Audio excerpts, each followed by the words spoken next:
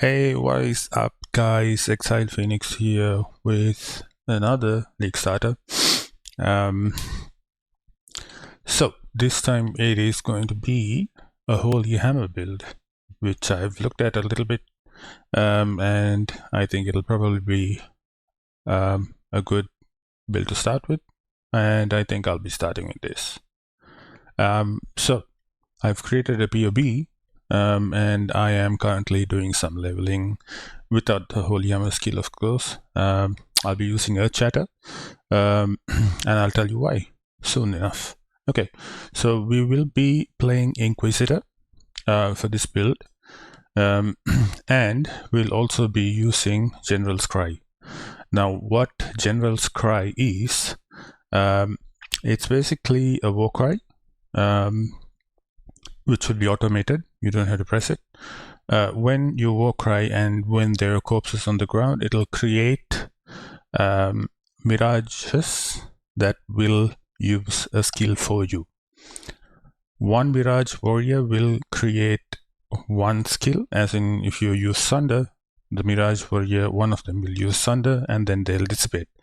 So with that many corpses around, you can create up to 6 mirages on level 20 gem, and all 6 of them will do the linked attack and then they'll dissipate, which is a lot of damage altogether, right? So I'll be using General's Cry for Holy Hammer, because Holy Hammer, it says right here, yeah, so there is it is a slam. It'll create fissures, not fissures as in it's a hammer, and then there's a cascade. Cascade is like an overlap. So it's 200% more damage at the start of the hit, and then it'll divide into another cascade, 2 other cascades. And also if you expand the power charge, it'll create more cascades around it, right? Now, General's Cry uses your power charges. So when you create something, when you create General Cry minions or mirages, where if you have power charges, if you have 3 power charges, or if you have 2 power charges, or 1, it doesn't matter. As long as they're usable, it'll be on your General Cry mirages as well. So basically, they will be able to do the cascading effect by expending a power charge. So I think this will be a really good idea, but we'll see how the scaling on this goes, because Holy Hammers, it says the attack damage is 220% of base damage and effectiveness of added damage is 220. Now, which is why I have used Earth Chatter in the skills. If you go here, so this is Earth Shatter, and I've kept it at level 7. So this is damage from level 7 gem. So it says attack damage is 224. This is to match the Holy Hammer. Even when Earth Shatter is at level 7, it does a lot of damage. So the Holy Hammer will also do this much amount of damage. So in the calculation section, I have added the following lines. Because of the power charge, and then the 200% more damage at the start of the hit, and the 50% of physical damage converted to lightning, which comes from the gem itself, right? Where is this? Yeah, so 50% and 20% more damage when expanding power charge. Okay, let's go through the build. The tree first. So I have created Act 1, Act 2, Act 3 up until, you know, we go with Resolute Technique first, and then we switch to crit, and early end game and late end game. So we'll take a look at late end game first, because the rest of it, I think it'll be very easy to follow. In the calculation section, in the configuration section, these custom modifiers will be changed later on when skill is released and when the POB is updated. In the notes section, I have provided a regex and what to do when you start, right? So these are the main things that you need to do. So go through this. First thing is you have to mule a marauder. Muling is just get to the first zone after you kill Hillock and get ground slam and ruthless and just put it into your stash and start with the Templar, and then just go with it until you get Sunder at level 12 when you enter caverns. And then when you get a 4-link, you can switch to your Cyclone. It'll do a lot of damage. Cyclone with Shockwave is pretty good. And then when you have another 4-link, get General's Cry. It's that simple, right? So the final tree looks like this. So you get precision, some discipline and training, and then Warcry cooldown recovery. Now this is an important note because your Warcries are automated, and with the cooldown recovery it'll Warcry often, so you won't have to press any buttons. It's just the Cyclone that you will be doing, and when you Warcry automatically, your Mirages will come out and then use the Holy Hammer.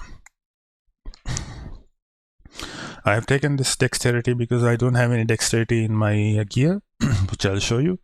So it's pretty simple. Some accuracy here. We cannot be stunned. Glancing blows to increase your block damage, block and attacks, block and spell. And then we have here a cluster jewel with field fight, heavy hitter, and overload. So we won't be using heavy hitter. We'll use overload just to increase the damage and give you 45 for 6 seconds. And then we will have field fight. This is for mana leech, and then a small cluster, lead by example. This is to give us onslaught, and also to give us endurance, frenzy, or power charges. Now this build, Holy Hammers, runs on power charges, as I mentioned, because it'll use up power charges, which is also why we'll be going for this node here. 20% chance to gain a power charge when you block. And then we will go here, 25% gain a power charge when you block spell damage, and we will be anointing this one here. Now with Disciple of the Forbidden, the +1 to minimum power charges, this power charge, the one that is given as minimum, will not be used up, because minimum power charges will not go to your Holy Hammer. Minimum power charges can never be used up by anything at all, so you'll have 2 power charges, but this is only to get power charge on kill and 8% increased damage per power charge. You have 3 power charges, that's enough. And then we'll get some more block here, and then some crit chance with staffs. So we will be using the staff. We will be using Eventuality Run. So this is the skill tree. Ascendancy will be Inquisitor. First we'll get this node, because I think if you go into crit early on, you'll be able to use Holy Hammer early on, but if you don't want to go crit, then we can go the other way. But I think at League start I'll probably be going crit early, because it's easy to roll crit with Inquisitor, gain a lot of crit other than other ascendancies, and also there's a lot of crit nodes with staff as well. So this gives you a lot of crit chance. And then the next point would be this one here, Sanctuary. Sanctuary would create consecrated ground on you. It just increases your regen on your max life, and curses have reduced effect on you. And then we get Pious Path as the 3rd ascendancy. This is because when we are stationary, the consecrated ground also recovers energy shield. This is a life and energy shield build, as you can see, 2500 energy shield and 4900 life. So it'll regen, consecrated ground will regen both. And finally, we'll get critical strikes, ignore enemy monster elemental resistance. When we do 100% of the crit, all of the crit will ignore their resistances, so we don't have to go into curses and etc. Right? Okay, so let's go in. That is the tree. Yeah, before we go into skills, I have this here, Glorious Vanity. I think it'll probably be, you can get any number, right? But it has to be a Doriani, and you need to get Corrupted Soul. That's all that matters. So Corrupted Soul will give you additional defense. So without this, you can see my hit and the effective hit health pool going down. So this is a good quality of life. Okay, so let's go into the skills. Now, Cheta is at level 7, like I said, because of the effectiveness of added damage, but everything else is required on 2020. So Earthshatter, Pulverize, Bellyface, Physical to Lightning. This is very important because all of your physical damage will be converted to lightning damage with this. So 50% from this and 50% from Holy Hammer, and then Notarization and General Scribe. We have Assassin's Mark, which we will automatically proc. Determination and Desecrate. Desecrate will be have to cast it on bosses, because you won't be creating any corpses otherwise in boss fights. So just put down 2 of these, and then when you auto war cry, you will create mirages. You don't have to do anything else. And these mirages will not consume the corpses, so Desecrate will be there for a long time. Then we have Cyclone. Cyclone, again, the 5 link, Power Charge on Crate, Pulverize, Infuse Channeling, Physical to Lightning. Now, Cyclone does a lot of damage in this build, 6 million damage. Of course, at late in game. So it's important that you do 100% crit chance, so you get a lot more power charges all the time, even with the stuff in the tree, Infuse Channeling, Physical to Lightning, etc. Right? Blood Rage, of course, and then Frostblink and Leap Slam, and then we have Blood and Sand, Herald of Purity. We have Arrogance and Precision. Arrogance will make it a lot more potent, and it'll take up a little bit of your health pool, unreserved life, but that's okay. And then we have Automation and Molten Shell. Without this, it'll be 15, so it'll be running most of the time. It should be okay.